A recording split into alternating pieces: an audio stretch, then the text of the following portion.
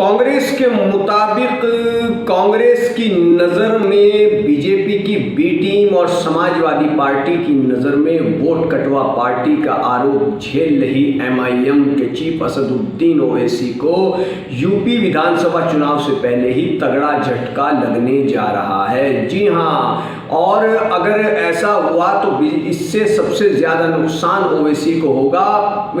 क्यों नुकसान होगा, ज़रा उससे पहले ये समझ लीजिए।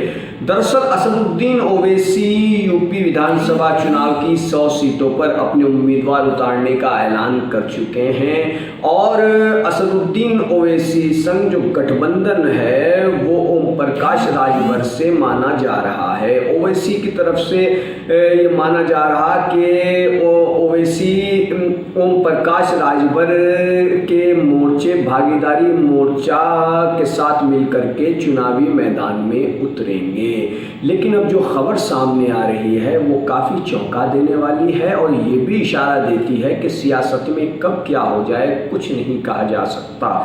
दरअसल अब ओवैसी जिस नेता के साथ गठबंधन की अब तक बातें कर रहे थे और सामने आ रहा था कि उनसे मिलकर के चुनाव लड़ेंगे, अब वो नेता बीजेपी के सीनियर नेताओं से मुलाकात कर रहे हैं। जी हाँ, ओम प्रकाश राजभर ने बीजेपी के सीनियर नेताओं से मुलाकात की है और उसके बाद से बीजेपी के ही एक सीनियर नेता की तरफ से ये जवाब सामने आया है कि ओम प्रकाश राजभर को एनडीए में लाया जाए, क्योंकि राजनीति में कोई परमानेंट मित्र या दुश्मन नहीं होता है। ओम प्रकाश राजभर पीएम मोदी की दलित और पिछड़े वर्गों के लिए किए गए कार्यों के समर्थक रहे हैं, प्रधानमंत्री के जबरदस्त प्रशंसक रहे हैं और बीजेपी के इस नेता के मुताबिक ऐसे में वो दोबारा हमारे साथ आ सकते हैं, क्योंकि जब वो बीजेपी छोड़ करके गए थे तब भी कोई वैचारिक वजह नहीं थी बल्कि टिकट का मामला था, इसलिए वे दोबारा आ सकते हैं।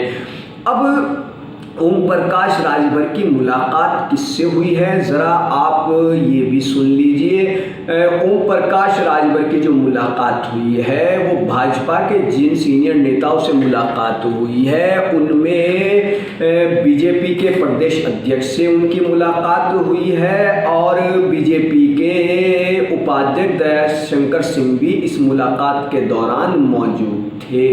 ओम प्रकाश राजभर ने मुलाकात के बाद कहा कि शिष्टाचार भेंट के तौर पर मैं और दयाशंकर सिंह यूपी प्रदेश अध्यक्ष से मिलने गए थे।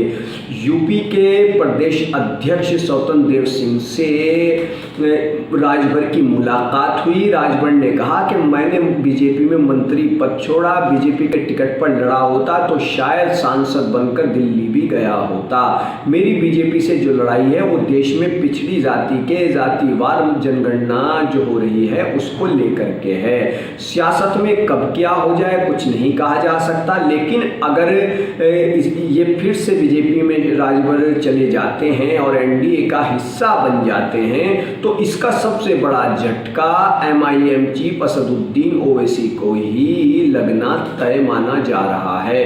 अभी विधानसभा चुनाव में काफ़ी समय बाकी है और सियासत क्या क्या रंग दिखाती है इसके बारे में कुछ भी कहना जल्दबाजी होगी, क्योंकि सियासत में कोई परमानेंट दोस्त या दुश्मन नहीं होता है। कौन किधर रुक कर जाए, किससे किसकी विचारधारा कम मेल खा जाए कुछ नहीं कहा जा सकता है। तो ऐसा ही ओम प्रकाश राजभर के यू टर्न कहें लेने पर इशारा मिलता है और ओवैसी जिनके साथ मिलकर बड़े दमखम के साथ चुनाव लड़ने की बातें कर रहे थे अब वही बीजेपी के नेताओं से मुलाकात कर रहे हैं और उन्होंने भी कह दिया है कि उनका स्वागत है, वो आते हैं। सीधा सीधा सा यही इशारा है।